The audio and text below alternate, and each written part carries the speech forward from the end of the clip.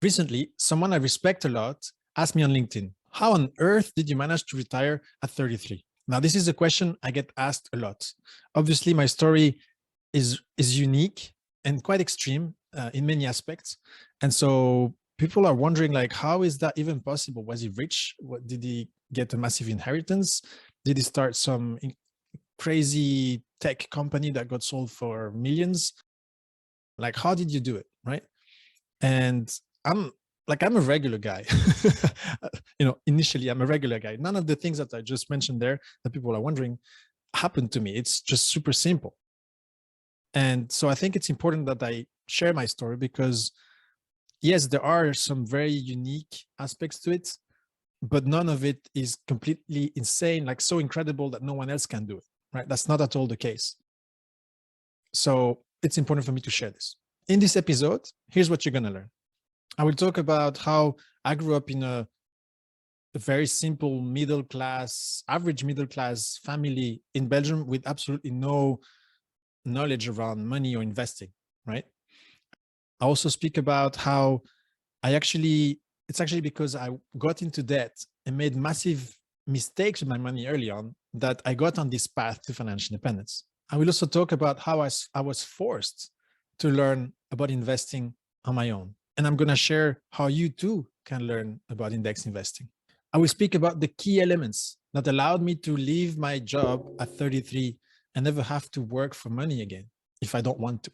And finally, I will speak about how I actually left my job and what happened next. So I cover my entire journey in this episode. And my goal is for you to pick up one or two ideas from my journey that maybe you can implement in your life too. Actually, not maybe. I want you to take some good ideas and implement them in your life and take action and make progress towards better financial security and financial freedom. Let's go.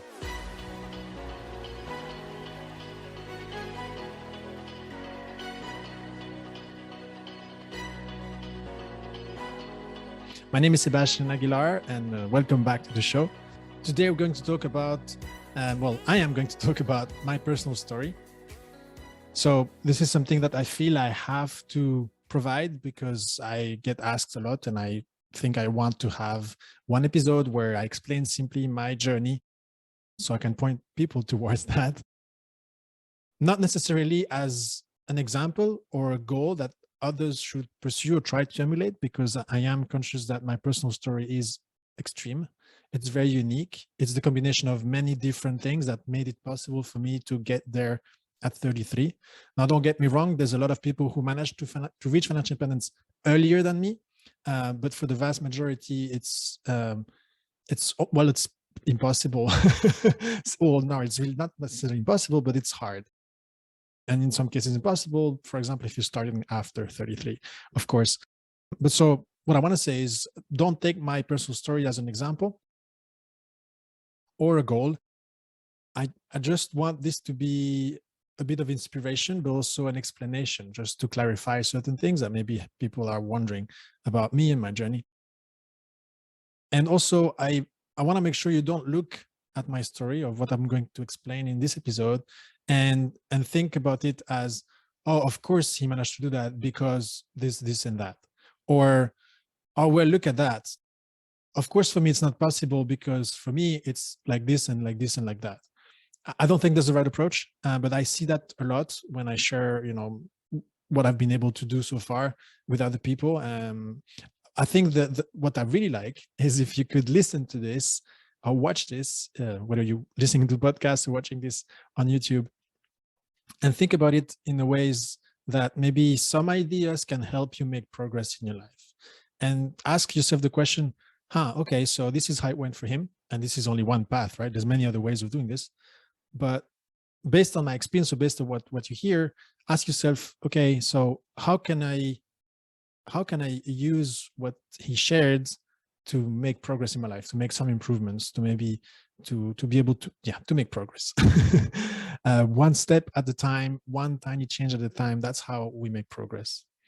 So, all right. So with this out of the way, let's start. So before anything else, I'll give you a bit of a timeline so that you can situate this in time, and it will give you an idea of my progress over time. So I started studying in 2003, and I finished my studies of civil engineering in Louvain-la-Neuve in Belgium in 2008 when I was 23. Up to that point, in terms of money, all I had was a tiny inheritance from my godmother, a couple of €1,000, I think, and then my savings from my summer jobs. So I used to do work as a kids animator for camp in the summer. But I worked also at Pizza Hut. I worked in some manufacturing plants, packaging plants. So I did all sorts of jobs during the summer to earn some money and be able to spend during my studies.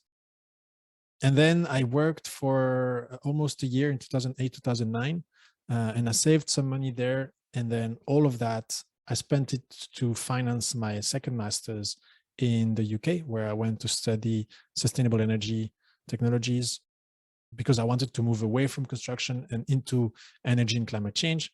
So I went and studied there, and I paid for it myself with my savings. So I was sort of around zero at that point. And then I got an internship in the UAE. So after I finished my studies in the UK, a few months later, I got an internship in the UAE, and I moved to the UAE. And that wasn't a very well-paid internship, but my goal was to move there for several reasons. One of them being the fact that there was this massive project in the UAE where they were building a zero emission, zero carbon city. And I wanted to be part of something like that. I wanted to be involved in like a very ambitious project in the world of sustainability. So I got the internship, and I worked there for 5 months, and I managed to save some money. And then I'll tell you about this later. I made some mistakes. Basically, I was at zero when I started then my following job, which started in August 2011 when I was 26. Zero money on my bank account, actually negative. We'll get into that. And then 7 years later, a bit less than that, in December 2017, I reached financial independence. So technically when I was 32, and then I quit my job when I was 33. So that's end of July 2018.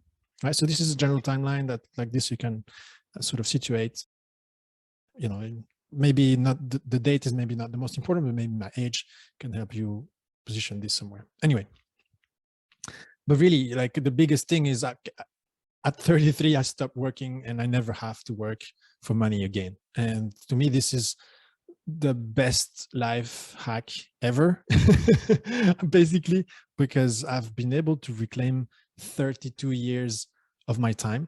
So I've gained 32 years of life back that before that, I didn't know it was even possible to conceive a life where I don't have to work until I'm 65 or 67.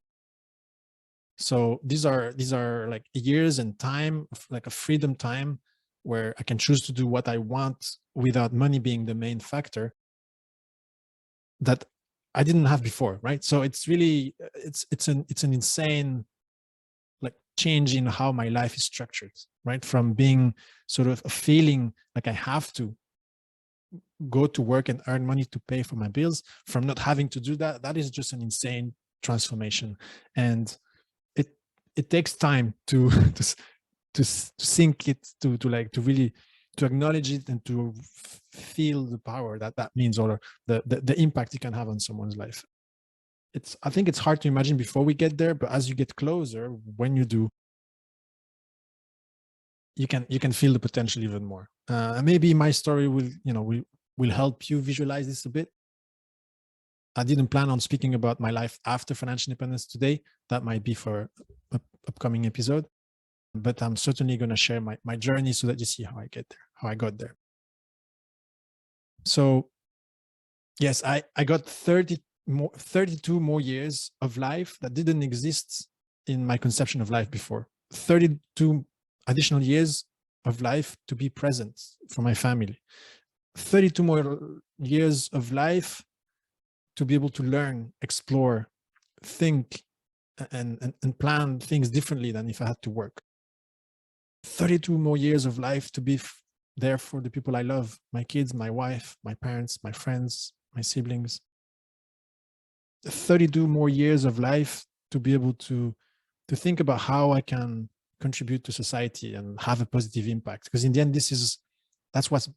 that's driven me during my career, and that's still what drives me today. Obviously, you know, I always have to balance personal life needs and what I can do for the rest of the world in a way. But basically, the fact that I'm free from the compulsory need to work gives me time to think about how I can make the biggest contribution with the time and resources I have available. And right now, that is doing this podcast. I've explored many things. We can talk about this in a different episode. But right now, doing this podcast, helping this community is how I'm having an impact. So now, something you have to know is that at the beginning, I didn't have this goal at all. Like I wasn't born saying, hey, I'm going to try to earn money, save, invest, and retire as soon as possible. I didn't even know that when I started working, right? It's really something that came along. And maybe we start from the beginning in terms of like money and what the role of money was in my upbringing. So when I was a kid, I was raised in a middle-class family in Belgium. I would say quite normal, but I was really blessed with having a really nice family environment with loving parents, siblings that just, you know, of course fight, but it's just generally a very healthy environment to grow up in. So I do realize I've been blessed with that. It gave me opportunities in the sense that I've been able to be the best that I can. And my environment helped me like grow and be the person I am today. And I'm super grateful, right? This is mostly thanks to my parents and the fact that we've been able to live in a peaceful country with lots of great services, making great friends and having a good childhood and teenage years and education and all that. Now, that's a blessing. At the same time, money was not at all a topic of discussion. And one reason that is the case is because we didn't necessarily struggle massively with money. We had issues. No, my parents, they had issues at the beginning, and it took them some time to find stability financially when both my parents became teachers with salaries and some sort of job security to be able to handle a family of 6, so 4 kids. So it took them some time, and I would say that at the beginning, yes, there were some financial struggles, but it was never like we were really lacking anything major, right? They were able to manage things in a way that it didn't really impact us as kids, and so I've grown up in an environment where money didn't affect me, right? I did realize that yes, saving was a good thing, and I guess I was taught to save. And having some savings was giving me some sense of security, right? Having some money on my savings account that was put there by my parents, my godmother, and some other people, I guess. It was a small saving account, nothing major. But I guess that feeling of security is something that I've experienced already at that point, I would say. I also realized the power of earning when I was in university, when I started giving classes, math. I was teaching math as a private tutor. And I guess that's the first big experience of earning a lot of money in a short period of time, in the sense that I managed to work like teaching math at the time for 20 euros an hour for 5-6 hours in a row and making 100 euros in a day. That was like, you know, very big. But I would say this was my first experience with money, is having a bit of pocket money, either coming from my parents, but very little, and then earning my own, using my own skills, teaching mathematics. That was great. Engineering in general. I also worked, jobs during my summer holidays as a scout, not as a Boy Scout, but that was my experience. I was a Boy Scout leader, but as in summer camps for kids and helping them having a good time. So and then other odd jobs like I mentioned earlier. But basically, I didn't know anything about money aside from those very basic experiences that I feel most people at that age do have an experience. So it's not like I had any specific advantage at that level. And yeah, I didn't know anything about money. And when you study engineering, you don't really learn about money. Sometimes you have 1 or 2 economic classes, but they're very basic. They were actually quite useful. So I was quite happy that I had just this 1 hour a week for 1 trimester type level. And that helped a little bit at the very beginning when I started to take control of my finances. So nothing major during my teenage years or my education. And actually, when I moved to the UAE and I had my first internship there, and I was able to save some money, I make my biggest and stupidest money mistake of my life. For whatever reason, I converted the money I earned there into euros when I was there in Dubai. Sharjah, actually, I wasn't working in Dubai, I was working in Sharjah, which is a neighboring city. And I converted that into euro and I brought it back with me in my pockets on the plane. My idea was I'm going to put it on the bank account here. I'm going to have some savings here in Belgium. And by the time I got to Belgium and I got home, it just wasn't in my pocket anymore. And so I don't know where on the way it got lost, but it must have fallen off from my pocket when I was doing something with my wallet or my passport. I don't know, but I've lost the whole 620 or 630 euros or something that I had saved that I managed to save during this internship. And that hurt. That was like the biggest financial pain.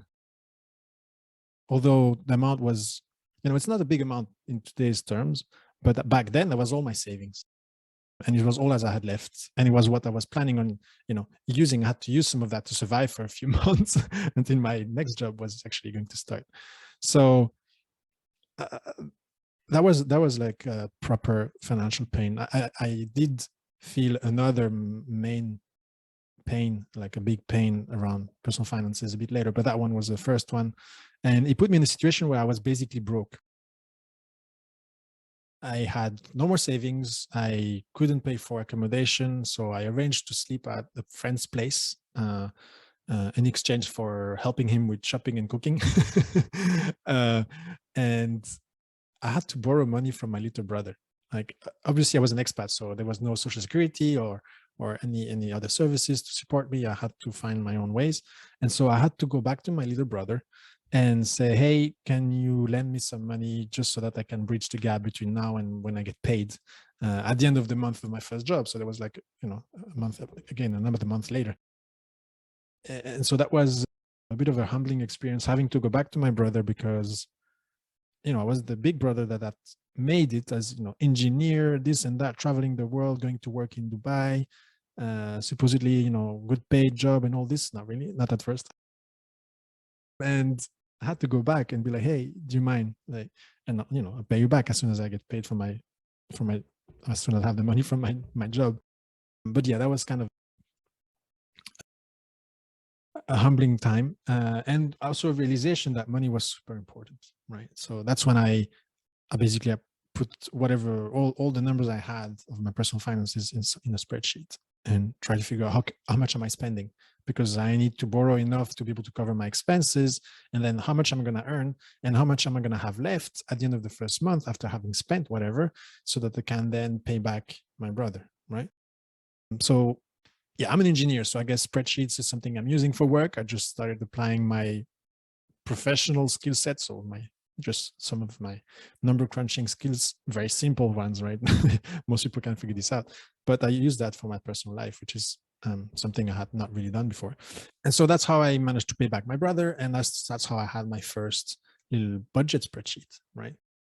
I was forced to do it. Like before that, I wouldn't really think of doing that, because I didn't really need to. I would just check my bank balance and be like, okay, I've got some money. Am I earning this month? Yes. All right. I guess I'll save a little. This was all my brain was thinking about in terms of putting money aside when I was doing through my previous jobs and during my internship. I did have to do some planning for my studies to make sure I had enough there. But otherwise, I didn't have something that that I would track on a regular basis.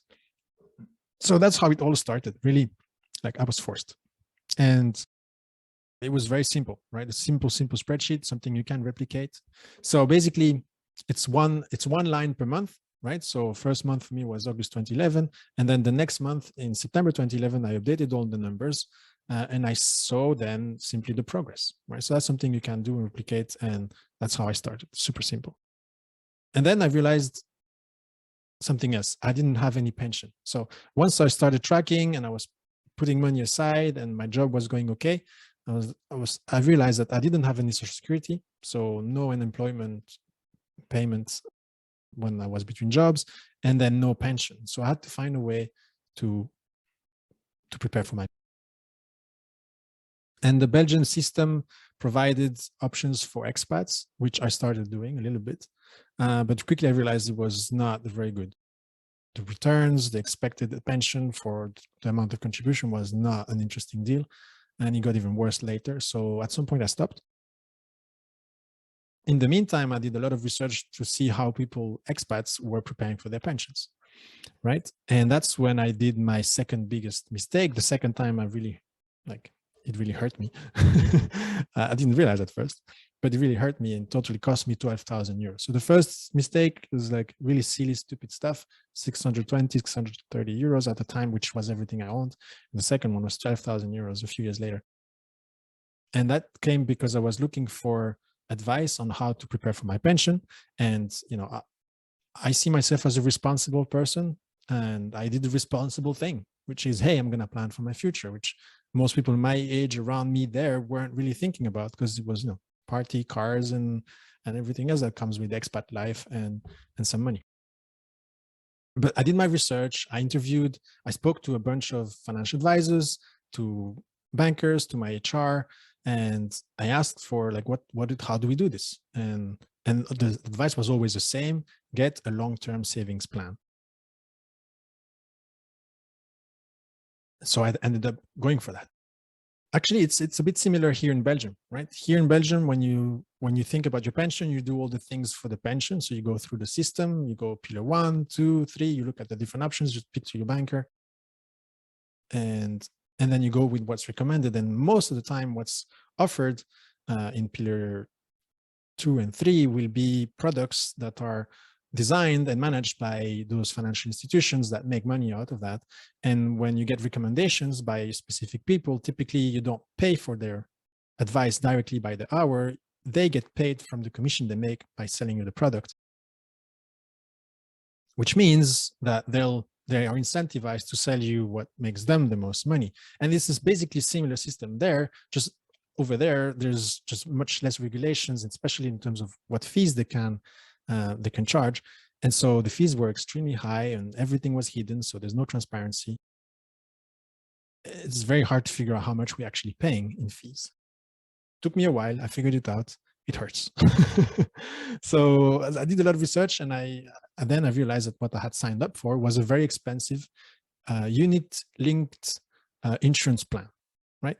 So as I said, high hidden fees presented by everyone as the norm in the industry, right? This is the way everybody does it. This is what everyone sells. And obviously that's good for the financial industry because they're all making great money from this, from expats who don't know better, right? And then the money you start investing, you commit for a certain period of time, typically 10 to 25 years. And when you put the money in, it gets locked in, right? With high fees. That's perfect for them. And it's pretty bad for you or for me at that point. And if you ever want to take your money out, the massive withdrawal fees, which is built in already in the system. And basically from the moment you sign, they already are charging almost the entirety of the fees that they will expect to get for the entire plan. And if you want to leave early, you basically have to pay the entirety of the fees that you would have paid if you had stayed in the plan until the end. So it's a terrible product. It's still being sold. It hurts thousands of people and expats around the world. It's a shame. It's a shame. It hurts. But that led to the creation of Simplify. One of the reasons Simplify, which is this community that I've started in the Middle East alongside a few other people, Simplify was born out of the frustration around people being trapped in those plans and not knowing that there's an alternative. So we started teaching the alternative, right? This is also why I got into all this, is because I got hurt massively by the saving plan. I was never told that there was an alternative that was simple and effective, index investing. And I wanted to fix that. So that's from that. This is when I started speaking about personal finance, just sharing this simple information that I had figured out for myself with others, like how painful these plans are, how bad they are for the saver and investor, and how there is an actual alternative that's very simple to implement. It's just that nobody tells us about it. So anyway, it started from there. So massive personal pain, and then seeing everyone around me in the same plans, right? So my colleagues had those plans, my managers had those plans, some of them so deep into the relationship with the financial advisors that they would never even want to consider what I was saying. So it's really, it's a really tricky environment. No, it's very like, they're high commission. This is how these people make money. They obviously are, it's very hard for them to even consider that this could be harmful. They're convinced that they're doing a good job helping other people. So anyway, the whole industry there, I'm digressing here. It's certainly a good topic for a future episode for the listeners who are listening from the Middle East, for example, or other expat locations. But having said that, in Belgium is not as bad because there are regulations, so the fees are lower, but still there's still a similar system, and there's still a massive difference between the performance and the returns that the investor gets from investment plans and pension plans that are offered by those institutions and what you would get as an index investor. Anyway, so that remains the same. Massive difference. It can translate into hundreds of thousands of euros for an average Belgian person. So I've already spoken about index investing, but basically that happened in June 2012. And I know that I discovered index investing in June 2012, or maybe a bit before, because my first emails around the topic to my financial advisor and to myself include links to index investing resources in June 2012. And I was just discovering that, having already started this investment plan, right, where I was already contributing a certain amount every month. So I discovered index investing. I started learning about it, but most of the stuff that I was reading about was, well, how to invest in index funds from the US, right? So Vanguard, 401k plans, and all the things from there. And there was no information for investors from outside, or very little, very hard to find. So it took me a while to figure things out, to realize that there is a way that instead of actually signing up for a mutual fund at Vanguard, for example, opening an account there, you'd have to go through a broker and then find ETFs and then figure out the taxes and the domicile of the ETF, the type of ETF, stocks and bonds. I said, okay, so it took me a while to figure all this stuff up. And I started investing in September 2013. So it took me more than a year from the time, 2 years since I started thinking about pension, for sure. And more than a year since the time I realized index investing was a thing, right? And again, like back then, no one was doing that around me, so it felt like I felt a bit like I was going against the flow of like all the financial advice I was getting from professionals and figuring things out for myself on my own. I was a bit lonely, so one of the other reasons I started the community of Simplify and start speaking about this with friends is because I wanted to find people who were thinking like me, and I did, right? I managed to find a few people who were also on board with index investing and had started index investing. And so we started a small group. We would meet once in a while just to discuss. And at the same time, in parallel, I was giving presentations to my colleagues and at home to my friends, just to explain the basic principles and the fact that we can do something about this, right?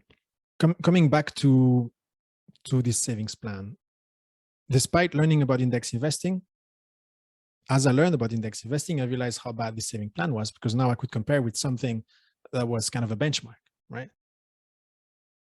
And both are investing in the stock markets, and both are supposed to give you the returns of the stock market. But one was riddled with fees, and it was, the funds were put into all sorts of active funds and all sorts of industries and sectors that we didn't need to have this sort of allocation. And the other one was just simply broad market, like buy the entire thing, buy and hold, low costs, optimize for tax and all this. Perfect. So I could see the difference. It was really hard to stop the savings plan because there was this massive withdrawal fee penalty. And what I did instead at first is I optimized within the saving plan. I moved everything into index funds, whatever they had available. Actually, they had a couple, still expensive, 0.6%. It was way better than anything else that was available, still expensive. And that was, just the fund cost, but there were management costs and a bunch of other things on top, administration costs. So it was just, the whole thing was just expensive for no reason. And I had optimized it to the max within the plan. So I left it there for a while. I was hoping, okay, how do you say this? I think I can survive, and I'll hold on all the way to the end, and it'll be okay. But that's gradually, as I was doing that work, I realized, okay, I'm gonna wait until it's finished. I was exploring ways like maybe I stop contributing, but then I realized if I stop contributing, I'm still paying all the fees as if I was gonna be investing for the entire 10 years. And so I came to the conclusion that I had to stop.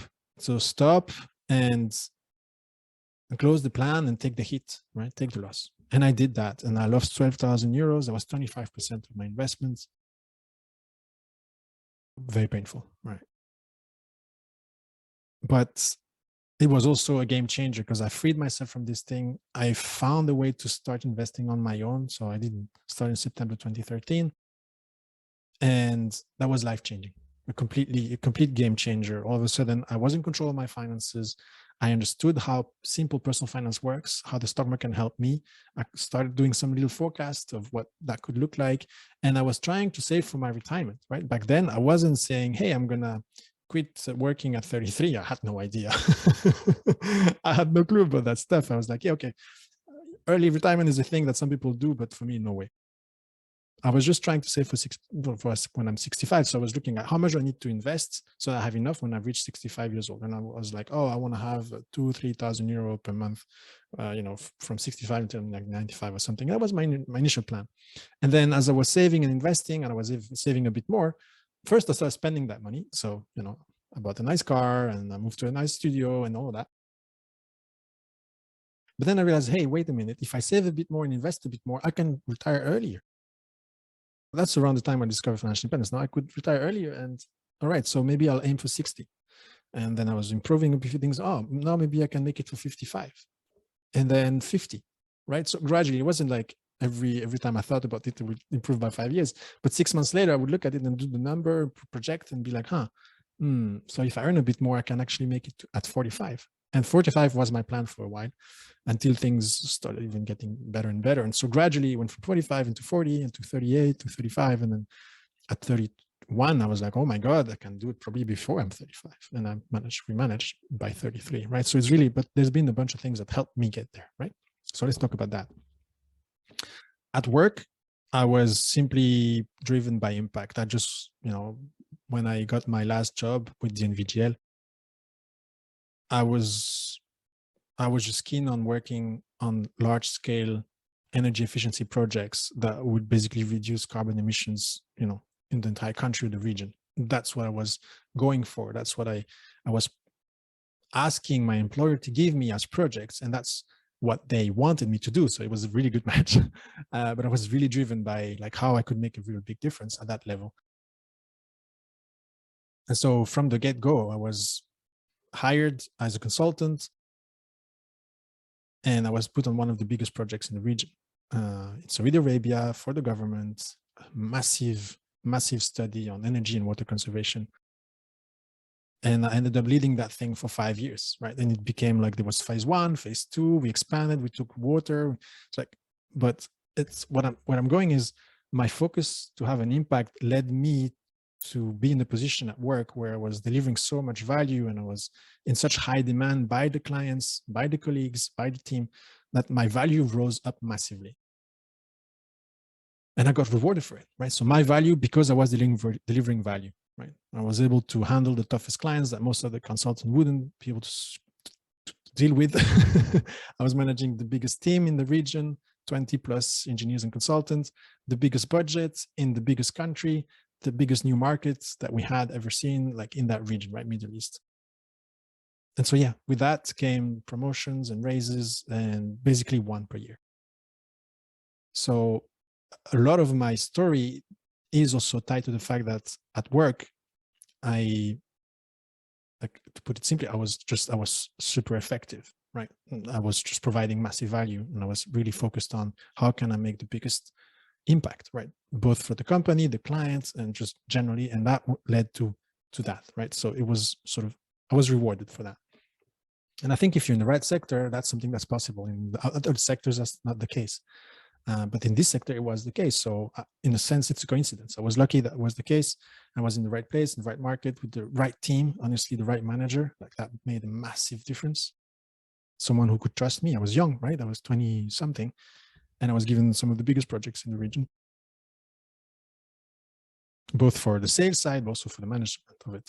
So yes, my salary rose, right? And I think that played a massive role in like me being able to reach financial independence at 33. So I'm not going to hide it. Nothing to hide. Yes, some things to hide. I'm not going to share everything super private. But yes, so when you move from a country like Belgium to the country like the UAE, and you're a professional, at first you probably certainly you have a raise compared to here, but after a while you can expect something like tax-free salary. So the same thing an employer would pay here, you would get there, but almost tax-free, right? There's a few things you have to pay. The life is cost more, but overall you can, if you deal with things properly, you can save more. Now, don't get me wrong, you can save more. You can save more, but most people spend more too, right? So yes, a big part of my journey is the fact that I managed to earn more, but there were tons of people earning far more than me that are still there grinding and not seeing the end of it, right? So it's not only about earning money, it's also about being able to use it effectively, right? So yes, simple, well, not simple. I managed to simplify my lifestyle, reduce costs by focusing on what I really valued, and realize that, okay, actually what I like is spending time with my family. No, sorry. Yes, my family, that's true. With friends, with my girlfriend who became wife later. And these are the things that I really value. And those things don't really cost very much, right? But these are the good times. This is when I'm happy. So I moved away from my studio and I moved into a shared house with my friends at first, and my girlfriend joined later. It was not too far from the beach. That didn't cost anything. It was in a residential area. That's not exactly the expat area. So it was a bit cheaper, but nice, simple. I got rid of my car, which was fairly expensive. And, you know, it had some things that cost me in terms of maintenance that were really annoying. I got rid of that car, which was a nice car, right? It was a consultant car in the sense that, you know, it's a nice car to drive. It's nice to ride somewhere and have this car. It's nice to drive with that car on the highway with the music. All of that is nice. As you know, as a young man, I was like enjoying it. But I also enjoyed the other side of things, which is taking public transport. I actually enjoy it because I can be with myself. Like this is a time of peace where I'm just with myself, either podcast or I'm learning something or reading a book. And I really enjoyed that too. And it didn't take much longer. It took a bit longer. I had to wake up a bit earlier, which is probably the hardest part of all this. But I could still make it on time to work. I've spent, you know, half hour, 45 minutes of quality time learning something interesting or spending time with myself or reading something, you know, entertaining. So I swapped that and it went well. So I was carpooling with my wife. She had a very small, super effective, highly efficient, low maintenance car. And we both fit in it, right? And we went on trips with it. It didn't cost us much at all. It was super efficient. So we did optimize on many things, right? Accommodation, expenses, car. You know, I learned to cook, but that was later. We still went out a lot, but we would be smart with the way we go out, right? Deals, discounts, parties at home, parties at the beach, you know, things that don't cost as much as what honestly everything else costs. Pretty expensive. It's very expensive in the Middle East. You go out, you could easily spend a few €100 on a normal day, right? Just to give you an idea, for those of you who have no idea, a beer in the Middle East back then was already between 15 and 20 euro, one beer, right? So going out is insane. So yeah, you find creative ways of having fun without having to spend all that much money. And as you can imagine, the stuff that costs, you know, there's no limit as like the highest price of stuff there for whatever it is. Parties, hotels, cars, houses, obviously it's insane. But if you're smart and if you know your values and know what you really want in life and you value freedom and security, then you know that your money can play a massive role there, which is what I had, right? I had this mindset that, okay, I'm building something here. I'm fighting for my own security, my own freedom. And I'm valuing that more than the fancy stuff that everyone is showing off with, right? And it made me happy, right? I had this amazing project, amazing plan, like the best life hack ever. And I was working on it. It was insanely good to be able to do that and realize how everyone else was just falling victim to the temptation of having more stuff and fancy things. And yes, nice stuff, right? And like, to be honest, when you work so hard and you live in such conditions, when you earn some money, you want to spend it because you say, well, you deserve it. And yes, you do. You do. So that temptation is there and it's normal. But what people don't know is that they also deserve security and freedom because they don't know that they can build it. And I knew that. So yes, I deserved the money I was earning, and I was using it in a way that was giving me what I wanted more, which is security, freedom, autonomy, time with my friends, my wife, my family, my kids now. So yeah, the mindset of going through financial independence and pursuing it is so important. It's so important. So anyway, I had that. And I had that not only because I had read and I was interested, but because I had started building this community around that, right? Sharing this information, organizing meetups, giving presentations to hundreds and hundreds of people. Like we had events of 500 to 800 people with guests like Andrew Hallam, which I mentioned earlier, who's someone who's just been like leading the fight against the abuse of financial industry in the Middle East and helping people realize that, yes, they can do this. So we were allies, no? And you will hear about him on this podcast in the future for sure. But so yeah, huge events, and we start raising awareness in newspaper. And so like it was recognized as something real. And so that reinforced my conviction that this is the right way, and that we had figured something out that most people also wanted, just didn't know it was even an option, which again leads to why I'm doing this podcast and everything as I'm doing.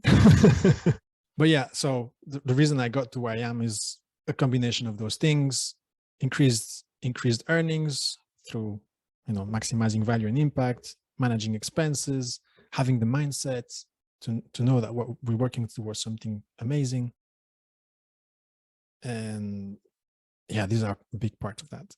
Now at work, I actually was selected for the succession of the regional manager, my manager basically, although I was one of the youngest there.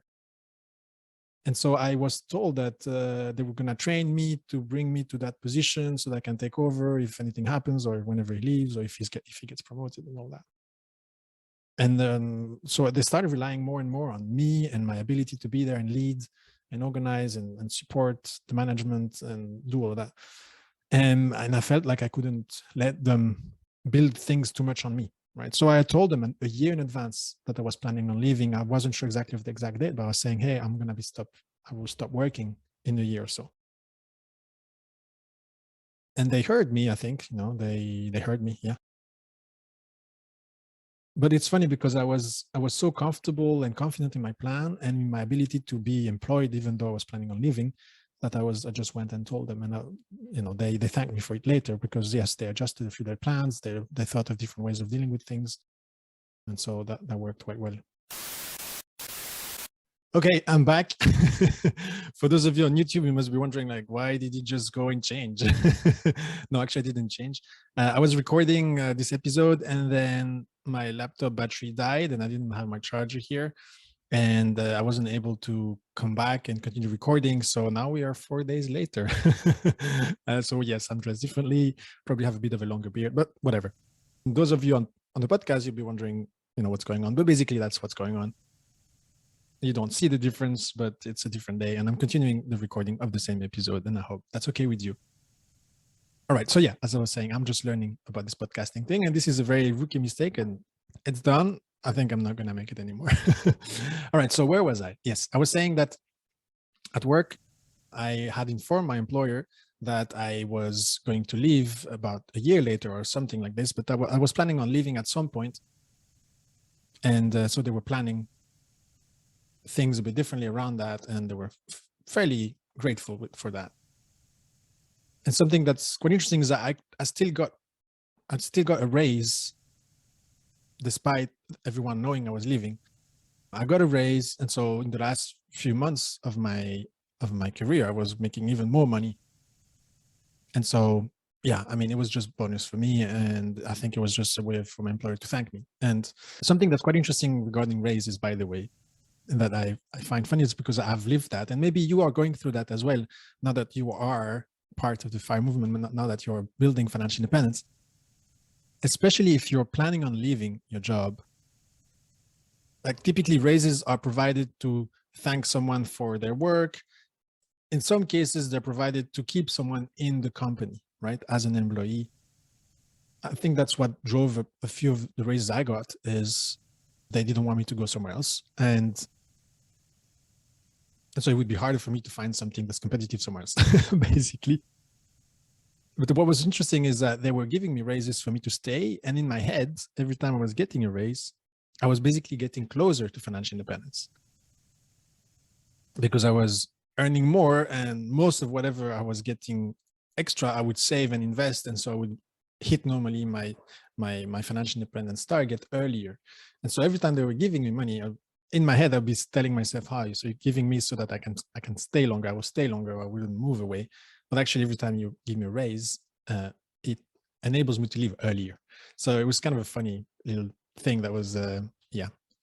When we pursue financial independence like this, when you're part, now that you're part of the movement, there's a few things that work for most other people, and because we have a different way of looking at things, of looking at money and looking at life, it just doesn't work the same way for us. And so this is one example. There will be other examples. I'm sure we'll come across them in the podcast, but this is a funny one.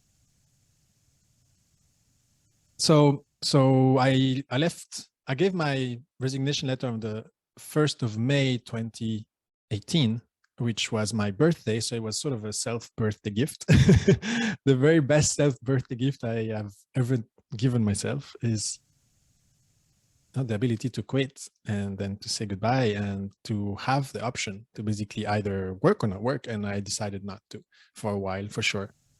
Technically, me and my wife, we reached financial independence in December 2017. So from a numbers perspective, so for those of you who are not familiar, and this is probably a good topic for a full episode, we have planned our financial independence based on a variation of the 4% rule of thumb. We call it the rule of thumb because it's an estimation. But basically, we used the variation of that was adapted to our own circumstances to basically determine how much we need to have invested in the stock market so that we can withdraw from it without our portfolio ever running out of money, even in the worst stock market crashes, using historical data, basically running worst case scenario type thing. And so that's how we planned ours. And we got to our number December 2017. Now, with financial independence, especially if you're planning on actually stopping work and the regular employment, there's always this tendency to be like, hey, I will work a bit more so I have cushion and I have a bit of buffer. And we certainly had that experience, me and my wife, and especially my wife, I would say she is more conservative, more risk averse. She wants more safety. And I completely understand why. And I actually agree with her. I think now in hindsight, I'm happy we did a bit more. It gives us more comfort. We're not as stressed as if we were on a budget, super tight or anything like that. We have much more flexibility. It's really quite relaxed. So it was worth, going a bit further than what was needed. Now, the danger is that you always want to go and get more, right? And basically you stay at your job because you just want to keep accumulating. But to me, there was a point where actually already in December 2017, I was like, I want to quit. There's so many other things I wanted to do in life. And I just couldn't do it because I was in my employment, which was, very demanding in terms of time commitment. It was very long weeks, 50, 60 hours were normal weeks, basically, were 50 to 60 hours a week. Sometimes work on weekend, depending on the clients and how demanding they were. But that's almost normal as an international consultant. But basically there was a point where, despite being really, really highly paid, the amount of money I was making and saving from each of these months, which is significant, honestly, it's significant because at that point I had optimized a lot and I was making good money. That wasn't like my free time was worth more than that. My free time was worth more than like a pretty good salary or over that period of time. And so it just was natural for me to move away, giving up like a really good salary, a good savings, a very good employer. but also moving away from a very stressful job in a way. I was happy to be able to disconnect and not have to worry about client and projects and all that. That was the biggest relief for sure, like 100%. It's like there's so much weight that just fell off my shoulder from one day to the next. Well, it was gradual because I knew I was getting there, but I was still responsible for a lot of stuff and I was doing a lot of work, and I was still being sent on sort of rescue missions where things were going wrong, and I was kind of the guy that was sent to fix stuff. But I did that until the last day, but I was a lot more relaxed, obviously. And then, of course, on the 1st of August, which was my first day of financial independence, retired, like the retired part of financial independence. Yeah, all of that weight just fell off my shoulders, and it was just so freeing. It's an amazing feeling. And I think, I have experienced things like that a little bit when, when you move from one job to the next, you have that feeling where you just leave all the stresses and problems and the history of all the things that have built up over time of the past job. You just leave all of that behind and you start fresh somewhere new. It's a bit like that, but it's obviously more because there's nothing, it's not going to build back up. You don't have another place where those issues might start packing again. I don't know, at least I had that feeling between jobs as well, a little bit of really massive happiness of being able to move away from something that I wanted to move away into something that I was expecting to enjoy more, but also leaving all of the baggage of like issues or other things that behind, right? So that was really, really interesting. And in the end, financial freedom is really pursuing this, sensation of freedom and its capacity of making choices according to what works best for us. And I really felt that at that point I had that, like this incredible power to just decide what to do with my time. Like I wake up and I'm like, okay, what can I do today? I can do anything. It's insane. It's completely insane. It's really hard to describe. It's extremely hard to describe. And I think one way I can help you feel how that could be is, how you go to bed on a Sunday night, the next day it's Monday. It's not exactly the nicest feeling. At least I felt sometimes, oh, it's Sunday night already. Tomorrow I have to go to work. And there were times where I enjoyed going to work, but still I didn't really want to go for whatever reason. But then sometimes you have that feeling and then you realize, oh no, it's only Saturday night, tomorrow is Sunday. And oh, by the way, Monday is a day off, right? Or whatever. So it's like, it's a good surprise that the next day you don't have to actually go, or maybe for the next couple of days. Well, that's how it feels kind of all the time. It's just that, oh, I actually don't have to go to work. Oh, it's fine. Like I have an extra free day, but it feels like it's like that, but with days and weeks and months and years. I guess that's how I would describe it best, at least during that period of time where you just stop working and you move into that space where you don't actually have to go. It kind of changes over time because you get used to it in a way. But I never have that feeling of going to sleep and then like having some negative anticipation for the next day. That's just gone, which I used to have at times at work, especially during stressful times, difficult projects, or some kind of challenges. So yeah, that's a major change. Like all the stress is gone. I'm so blessed with this. It's just incredible we can live like this. Me and my wife, we are just incredibly lucky that we can live this today. And I just want to share this because it's so powerful. It's so good. Like for my own personal well-being, it's just been such an insane change. It's just incredible. And I want you to experience this too. Like that's what drives me here. Like I want to help you get to this position where you have that choice, where you have that freedom, where you have that relief, if that's what you're looking for. It's just really incredible. And yes, for some of you it might be far away, but for some of you it might be just a few years ahead or a few months ahead, depending on where you are on your journey. And yeah, when a journey is far, when it's a long journey and the goal is far away and your goal is actually to quit, you don't have to quit. And if it's far away, then don't focus too much on that. Enjoy the journey 100%. When it's closer, I think then, seeing the end of it is also nice, right? So here for me, it's complicated because I want to speak to you if you're beginners, but also like part of someone who just discovering financial independence. It's really what I'm trying to do with these first few episodes is just give, this understanding of what it is like. But at the same time, I don't want people to chase financial independence to the extreme just because they want to be in this place and be miserable on the way. That's not what I want. So it's tricky, right? I'm still sharing because I think it's worth for everyone to know how it feels. But please manage your own way of doing this and your own well-being, and don't focus on getting to this because it's not going to solve everything. It only solves the work part of the thing. Everything else in life is still to do. And I think it worked well for me because I'm extremely driven to do other things than work for money. I'm massively driven by impact, by trying to help people doing this, but also we'll talk about other topics on the podcast, effective altruism and other aspects of philanthropy and charity. And so yeah, for me it works, right? But not everybody is comfortable actually stopping work without having something else planned afterwards that gives them meaning. And I think that's really important. And I didn't have something right away when I stopped working. I didn't have like, this is the thing I'm going to do right away, but I had a very good idea of what I was going to explore, which is effective altruism. We'll talk about this in a different episode.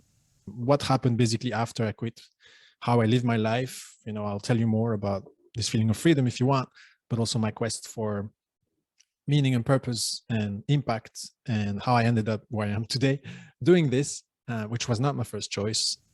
Doing FIRE Belgium was not my first choice, but I'll explain all of that in another episode. All right. So I stopped on 1st of August. My wife actually continued a few more months. She wanted to wrap up a few things at work. She didn't have the same drive as me as to get out and do something new. And she wasn't eager to start some new projects like I was. I wanted to stop work because I wanted my time to do some other things really important to me. And she was happy just continuing that. And it also happened that she was pregnant with our first son. And so she stopped working in December 2018.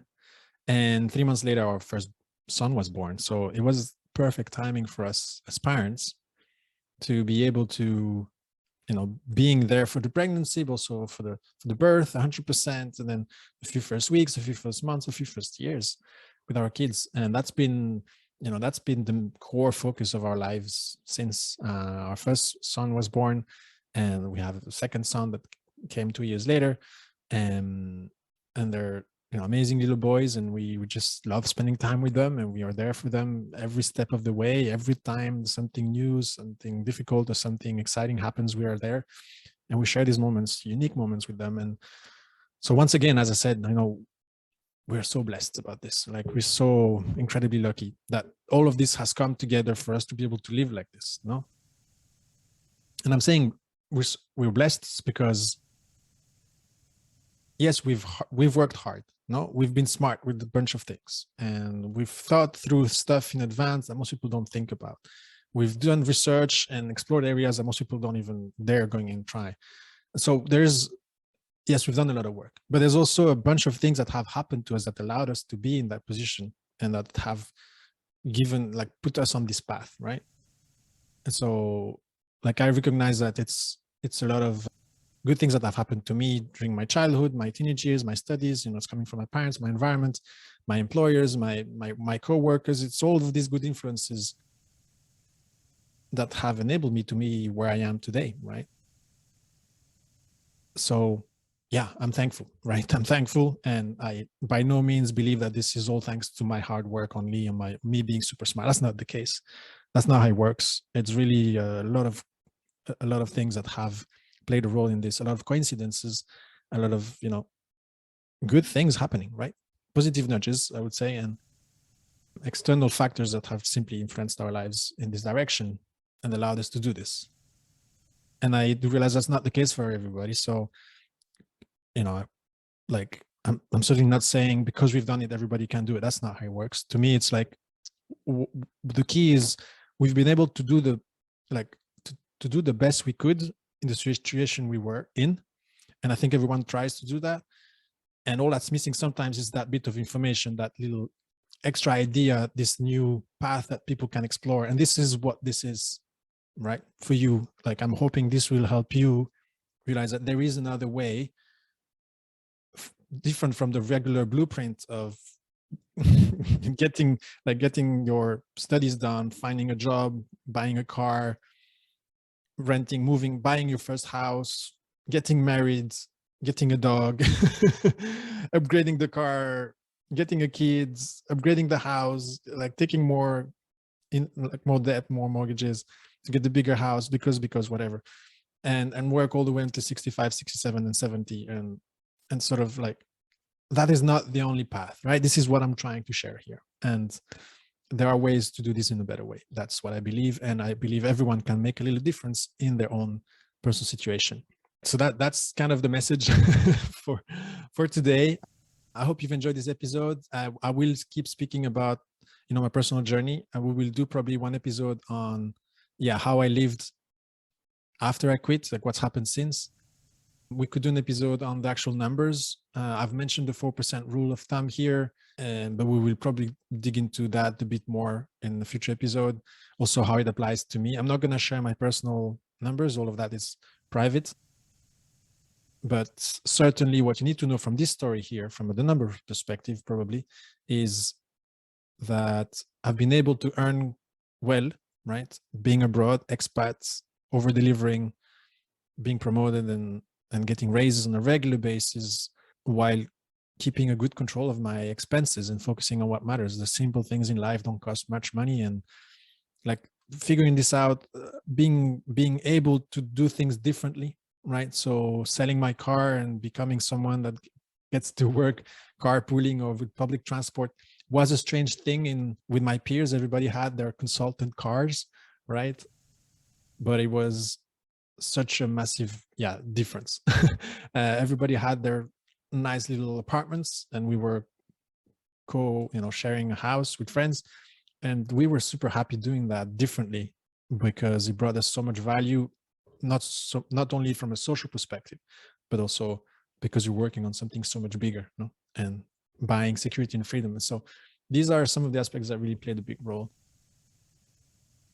And we'll also do an episode of what are the key reasons that I got to financial independence at 33, and how you can also use some of that in your own life, right? So these are all the ideas of the episode. We'll see if they come in that order or not at all. We'll see. It's all very flexible here. But again, I hope you've enjoyed. And if you have, please give me a review somewhere, whether it's a podcast or a thumbs up on YouTube, subscribe, share with your friends. I mean, I'm here to share, I think, an important message. And like, if you share it with someone you love and they get some of it, they'll thank you for it later, for sure. So that's, it could be a nice gift for someone if they take the time to listen or watch. Anyway, take care and see you soon. Cheers.